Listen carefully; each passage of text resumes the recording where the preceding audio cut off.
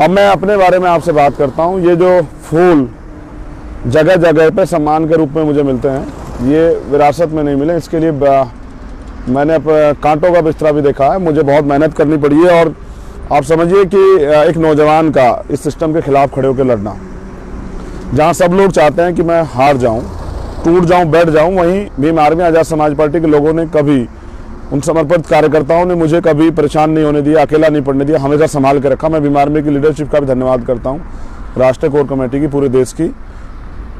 मैं एक एक कार्यकर्ता का धन्यवाद करता हूं कि आपने मेरे हर फैसले में सहयोग किया और आपने मुझ पर विश्वास दिखाया। मगर मैं आपसे ये कहना चाहता हूं, वोट बहुत ताकतवर होती है। वोट उत्तर प्रदेश में तय करेगी आपकी एक एक वोट कि चंद्रशेखर आज़ाद ने जो काम किया है, भीम आर्मी ने जो काम किया है, उसका जनता में कितना समर्थन है। और जो दूसरे दल के लोग हैं, आपने पहले मुझसे पहले बहुत लोगों को जिताया, लेकिन आपकी ज़िंदगी में क्या बदला ये आपको सोचना पड़ेगा। क्या आपकी ज़िंदगी इस लोकतंत्र में बहुत अच्छी हो पाई है? क्या मान्यवर काशीराम साहब, बाबा साहब अम्बेडकर का मिशन कोई चला रहा है? क्या अम्बेडकरवादी आंदोलन इस देश में आगे बढ़ेगा या पीछे हट जाएगा, ये आपको तय करना है। एक एक वोट, एक एक सीट जो है तय करेगी कि अम्बेडकरवादी आंदोलन के प्रति जो एक विरोध उत्पन्न हो गया, लोगों को लगता है कि अम्बेडकरवादी आंदोलन की सरकार नहीं बन सकती, उनका विधायक नहीं जीत सकता, जो पहले एक सोच थी काशीराम साहब ने उसको बदला था, हम उसको दोबारा से उस आंदोलन को अपने पैरों पर खड़ा करना चाहते हैं। हाँ, मुझे पता है मेरी तबीयत खराब है, मेरा गला पड़ गया है, मेरी पीठ में, मेरी डिस्क में जो है रीढ़ की हड्डी में गैप आ गया, लेकिन उस सब चीज़ों से फ़र्क नहीं पड़ता। मेरे जैसे हज़ारों लोग इस आंदोलन को चलाते आए, चलाएंगे। मैं कोई अकेला नहीं हूँ। भीम आर्मी हमारी ताकत है, आज़ाद समाज पार्टी हमारा संगठन हमारी ताकत है, एक एक कार्यकर्ता हमारी ताकत है। एक चंद्रशेखर नहीं भी रहेगा तो भी कोई फ़र्क नहीं पड़ता है। आज तो लाखों चंद्रशेखर तैयार हो गए, मगर मैं आपसे ये अपील कर रहा हूँ कि ये समय है चयन करने का, कि आप उसको चुनते हैं जो सिर्फ वोट के लिए आपके बीच में, या आप उसको चुनते हैं जो लड़ना चाहता है, जो अपने पैरों पर इस समाज को खड़ा कर देखना चाहता है दोबारा, जो बहुजन समाज को, शासक समाज, जो माननीय काशीराम साहब, डॉक्टर बाबा साहब अम्बेडकर चाहते थे कि हमारा राज आए, हम लोग अम्बेडकरवाद की जो विचारधारा उसको आगे बढ़े। आप खुद भी सोचिए, आज हर दल अंधविश्वास, पाखंडवाद के आधार पर राजनीति कर रहा है।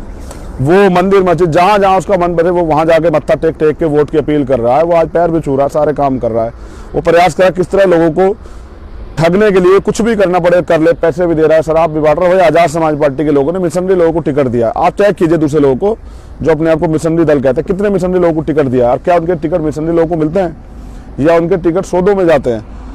पूरे देश, उत्तर प्रदेश का जब मैं रिपोर्ट कार्ड दूंगा आपको, आप ये देखना, हमने 100 से ज़्यादा नौजवान साथियों को जो लड़ना चाहते हैं, जो चुनाव के बाद अपनी पहचान बना लेंगे, और अगर इस बार नहीं जीत पाते तो अगली बार वो विधानसभा के सबसे मजबूत दावेदार होंगे।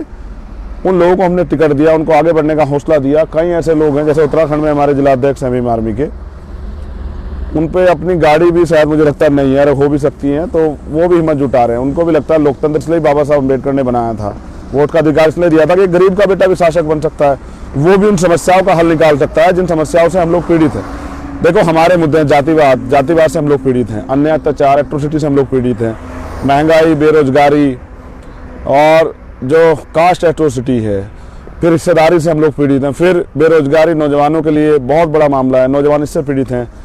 शिक्षा से हम लोग वंचित हैं, क्योंकि बड़े बड़े स्कूल बना के हमें रोक दिया गया है कि ये प्राइवेट स्कूल में हम नहीं जाएंगे, क्योंकि आर्थिक रूप से कमजोर हैं। बड़े बड़े हॉस्पिटल हम भी चाहते हैं गरीब लोग उसमें इलाज करा लें, लेकिन रोक दिया गया है क्योंकि वहाँ पैसे चाहिए, सरकारी में सुविधाएं नहीं है, उसको जानबूझ के बंद किया गया। देखो, सिस्टमेटिक तौर पे प्राइमरी स्कूल, सरकारी स्कूल की पढ़ाई खत्म की गई कि लोग प्राइवेट स्कूल जाएं, लेकिन शोषित वंचित समाज के लोग उसमें घुसे कैसे?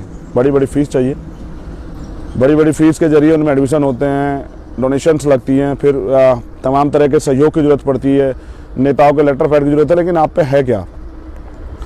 मेरा एक सामूहिक प्रयास है भीम आर्मी आज़ाद समाज पार्टी के आंदोलन जरिए कि अब कमजोर लोगों की भी, वंचित वर्ग के लोगों की भी राजनीति खड़ी होनी चाहिए। मैंने इस पानी दे देना जरा सा पीने के लिए, गर्म पानी। और मैं मानता हूं कि आज नहीं तो कल परिवर्तन को स्वीकार किया जाएगा।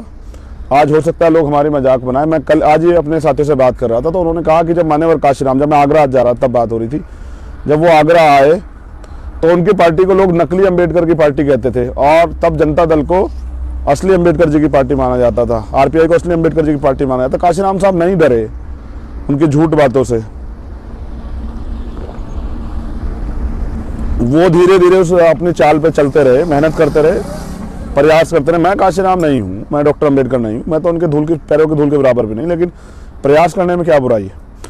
उनके आंदोलन को आगे बढ़ाने में क्या बुराई है? वो जो चाहते थे कि बहुजन समाज के लोग शासक वर्ग बने, उसको तरक्की पर ले जाने की क्या उसमें क्या बुराई है? और अगर मैं नहीं चला पा रहा हूँ तो आप बताएं ना कौन चला रहा है? 5 साल सड़कों पे कौन लड़ा? जिस जेल किसने काटी? मुकदमे किसने काटे? हाँ, मेरे ऊपर आरोप लगाना बड़ा आसान है, भीम आर्मी पे को लोग गाली देना बड़ा आसान है, लेकिन जब अन्याय अत्याचार होता है तो हर दल को, हर व्यक्ति को पुलिस से पहले याद आती है भीम आर्मी। ये भीम आर्मी की ताकत है, ये भीम आर्मी ने कमाई, ये विश्वास कमाया है। लोग अब जब पीड़ित होते हैं, जो आस्थावादी लोग हैं वो भगवान को याद करते हैं, लेकिन बहुजन समाज के शोषित वर्ग के लोग हैं, अन्याय अत्याचार होने पे वो भीम आर्मी को याद करते हैं। ये कमाया है भीम आर्मी ने, ये पैसों में नहीं मिला है। इसके लिए भीम आर्मी ने जख्म झेले हैं, लाठियां खाई है, मुकदमे झेले हैं, और आज भी हम लोग प्रयास कर रहे हैं। और हमने नहीं चुना विकल्प साधन कोई वो सुविधा वाली राजनीति का कि भाई हम सदन में चले जाएं, पैसे वाले हो जाएं। हमने चैलेंज किया इस प्रदेश के मुखिया को, जिसकी वजह से बहुजन आंदोलन कमजोर हुआ, और जो बोलता है उसके खिलाफ मुकदमे लगाते कि आइए हम लड़ेंगे आपके खिलाफ। हम आपको बताते हैं गरीब लड़ते हैं तो इतिहास बदलते हैं। मैं आपसे अपील कर रहा हूँ कि एक एक वोट आज़ाद समाज पार्टी के प्रत्याशी, उनके गठबंधन के प्रत्याशियों को देने का काम करें, और फिर आप देखें कि कैसे अवसर मिलने पे हम लोग मिलके आपकी ज़िंदगी में, हमारी ज़िंदगी में, बहुजन समाज के लोग ज़िंदगी में परिवर्तन लाते हैं। मैं एक छोटा सा किस्सा सुना के ख़त्म करूँगा, क्योंकि मुझे जाना है, और मैं लाइव में बाद में दिखाऊंगा कि हम लोग कहाँ खड़े हैं। एक पेड़ है जो लंबे समय पहले लगा, हमारे महापुरुषों ने, हमारे रहबरों ने उसको सींचा, लेकिन परिवर्तन प्रकृति का नियम है, आज वो सूख चुका है। जबरदस्ती हम लोग उसमें, हमारे लोग उसमें पानी देने का, खाद देने का प्रयास कर रहे हैं। सूख चुका है, अपनी जड़ें छोड़ चुका है। मूल जो स्वभाव था, आंदोलन, बहुजन विचारधारा, उस स्वभाव को छोड़ चुका है। अब बस मात्र उसके लिए सत्ता, कैसे भी सत्ता मिले, ये एक माध्यम बचा, और उस पर भी वो खरा नहीं उतर पा रहा। 12 में नहीं खरा उतर पाया, 12 में आपने प्रयास किया, फल नहीं दे पाया, 14 में आपने प्रयास किया, फल नहीं दे पाया, 17 में आपने प्रयास किया, फल नहीं दे पाया, 19 में आपने प्रयास किया, फल नहीं दे पाया तो एक काम करने वाले गरीब परिवार के बेटे को सिर्फ और सिर्फ अपमानित करने का काम कर पाया। कब तक हमारे लोग ये सोच के उसको चिपके रहेंगे कि भाई ये हमें फल देगा? जब वो सूख चुका है क्या देगा? अगर आप उसको जबरदस्ती पकड़ के रखेंगे तो एक दिन ऐसा आएगा कि वो आपके ऊपर जा पड़ेगा, फिर आप पछताते रहेंगे। जबकि परिवर्तन की परिभाषा ये है कि जब बड़ा पेड़ सूख गया है तो आपको अपने छोटे पेड़ को सींचना शुरू कर देना चाहिए, जिससे कि जब ये बिल्कुल जीरो हो जाए, या ये अब अगर इसमें थोड़ा समय भी लगे, क्योंकि हर चीज़ में समय लगता है। क्या बच्चा एक दिन में चलना सीख जाता है? नहीं, वो तो बैठना भी 6 महीने में सीखता है, वो तो चलना भी 1 साल में सीखता है, बोलना भी 1-1.5 साल में सीखता है। तो आसान नहीं है, धीरे धीरे चीज़ें आती हैं। अगर आज हमने इतने बड़े पैमाने में जिला पंचायत सदस्य जिताए, हमने आज अपने प्रत्याशी लड़ाने की हिम्मत जुटाई, तो ये धीरे धीरे सफल हो पा रहा है। एक समय आएगा परिवर्तन का, 24 में हो सकता है कि हमारे मुकाबले, क्योंकि हमारे लोग काम करते हैं, भीम आर्मी के लोग मेहनत करते हैं, कोई बचे भी ना। हो सकता है कि जो बाकी लोग इधर उधर घूम रहे वो समझदारी दिखा के हमारे साथ आ जाएं। तो जो वो पेड़ सूख चुका है उसकी परवाह करने के साथ साथ अपने नए पेड़ को भी मजबूत कर लीजिए, जिससे आपकी जो है ताकत खड़ी रहे, आपका बोलने वाले जो है लीडर्स तैयार हो जाएं, आपकी सुरक्षा के लिए, रक्षा के लिए जो लोग लड़ना चाहते हैं उनको बल मिल जाए, तो आपकी वोट मुझे बल देगी। बाकी जिन सीटों पे हमारे प्रत्याशी नहीं, ये भी एक कन्फ्यूजन है, प्रथम फेज के लिए भी बता देता हूँ, तो वहाँ जो भी प्रत्याशी आपको लगे कि ये योग्य प्रत्याशी, इसने मेहनत की है, इसने संघर्ष किया है, ये आपके दुख सुख में काम आ सकता है, और वो बीजेपी को भी रोक सकता है, आप उसको समर्थन कर सकते हैं। लेकिन भीम आर्मी आज़ाद समाज पार्टी के साथियों के लिए मेरा निर्देश है कि वो सोशल मीडिया का यूज ना करें, वो चुपचाप अपनी वोट दे। बाकी जो आपके जिलों में जिन सीटों प्रत्याशी नहीं, उनसे अन्य सीटों पर जहाँ जहाँ हमारे प्रत्याशी आज़ाद समाज पार्टी गठबंधन के, सामाजिक परिवर्तन मोर्चा के, तो वहाँ उनके लिए काम करें। जिस दिन वोट का समय आए तो वोट दे के अपने उस प्रत्याशी, उसको आपका मत का प्रयोग करना, उसको मत दे दें, लेकिन अपने आंदोलन की गरिमा को समझते हुए अपने काम को आगे बढ़ाएं, अपनी राजनीतिक शक्ति खड़ा करें। आपकी राजनीतिक शक्ति नहीं खड़ी होगी तो कल आप जब इलेक्शन खत्म हो जाएंगे, कहीं अन्याय होगा, तो आप मुझसे कहोगे चंद्रशेखर भाई चलिए मदद कीजिए, तो चंद्रशेखर भाई क्या मदद करेंगे? तो चंद्रशेखर भाई मदद ये करेंगे, वो भी आपकी तरह जाकर आंदोलन बैठ जाएंगे। लेकिन अगर आपके जरिए सहयोग से दी गई वोट से हमारा एमएलए जीतता है, फिर मैं उसको बैठने नहीं दूंगा, फिर मैं उससे काम लूंगा आपके हितों की रक्षा के लिए।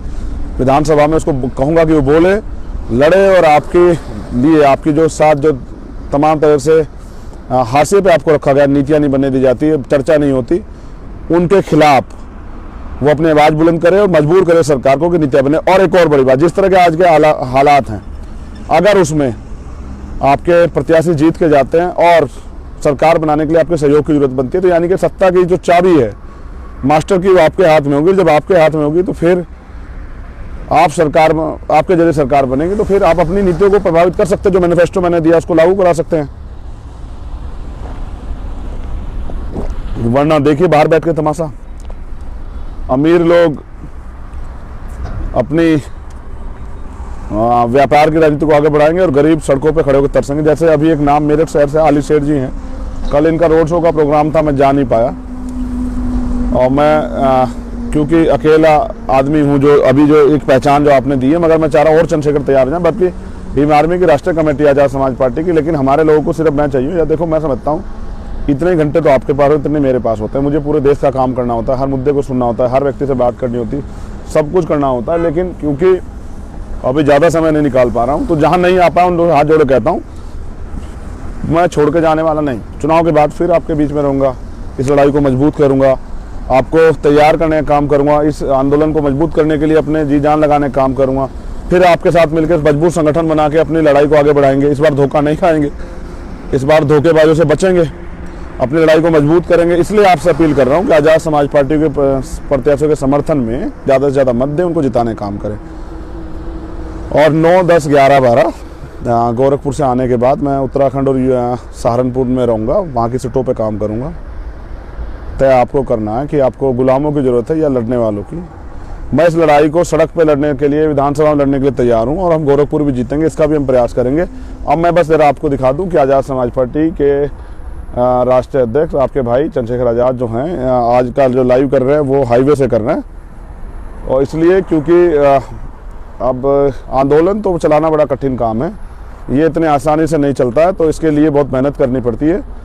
और हमारा काफिला जो हमारे साथियों ने वहाँ जाने के लिए प्रयास किया है, तो हम अपनी दोनों गाड़ियों के साथ यहाँ हैं और अब हम हापुड़ पहुँचेंगे। हापुड़ में अपने प्रत्याशी जो है डॉक्टर विपिन, उनके समर्थन में अपील करेंगे, साथियों से कहेंगे कि मजबूती से लड़े, और आपसे भी ये कहेंगे कि आप इस लड़ाई को मजबूत करने के लिए आज़ाद समाज पार्टी के प्रत्याशियों को जिताने का काम करें। बाकी एक दिन सबको जाना है, जब तक वो दिन मेरी ज़िंदगी में नहीं आता तब तक मैं इस लड़ाई को मजबूती से लड़ूंगा और प्रयास करूंगा कि अपने रहबरों का जो सपना है उसको पूरा करने के लिए जितना भी योगदान अपने जीवन काल से दे सकूं वो देने का काम करूंगा। लेकिन फिर कह रहा हूं, इस बार गलती करेंगे तो बाद में पछताने के अलावा कुछ नहीं बचेगा।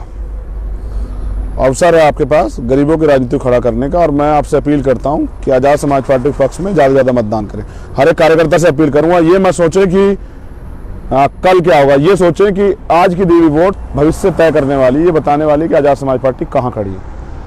और बस खड़ा होना चाहता हूँ अपने पैरों पे, आप साथियों के सहारे इस आंदोलन को आगे बढ़ाने के लिए, जिसके लिए बड़ी कुर्बानियाँ दी गई हैं। बहुजन हिताय बहुजन सुखाय के आंदोलन को स्वतंत्र रूप से विचारधारा पर आधारित होकर आगे बढ़ाने का काम करना चाहता हूँ, लड़ना चाहता हूँ, आपसे ताकत हिम्मत चाहता हूँ, और उसके लिए एक ही विकल्प है, ये लोकतंत्र है, यहाँ वोटों से तय होगा कि कौन कितना ताकतवर है। आज जब कहते हैं मीडिया के लोग छोटी पार्टी, तो अच्छा लगता है कि छोटी पार्टी, एक मुझे विश्वास है कि हमारे लोग इस छोटी पार्टी को अपने वोट के जरिए बड़ी पार्टी बना देंगे, और वो दिन दूर नहीं जब हम अपने महापुरुषों के सपनों को पूरा करेंगे। आज के लिए इतना ही। जय भीम, जय भारत। सेकंड फेज के लिए फिर से कहीं लाइव आके अपनी बात रखूंगा और अपील करूंगा आज़ाद समाज पार्टी प्रत्याशी समर्थन में। कोशिश करूंगा जहाँ नहीं पहुंचा उनके प्रत्याशी का वीडियो बना के भेज दूं, लेकिन फिर अपील करना हूं, आपका भाई हौसला बहुत है, हिम्मत बहुत है, जज्बा बहुत है, धैर्य बहुत है, बड़ी कोई चाहत नहीं, बस आंदोलन को ताकत देनी है, उसके लिए आपके बीच में।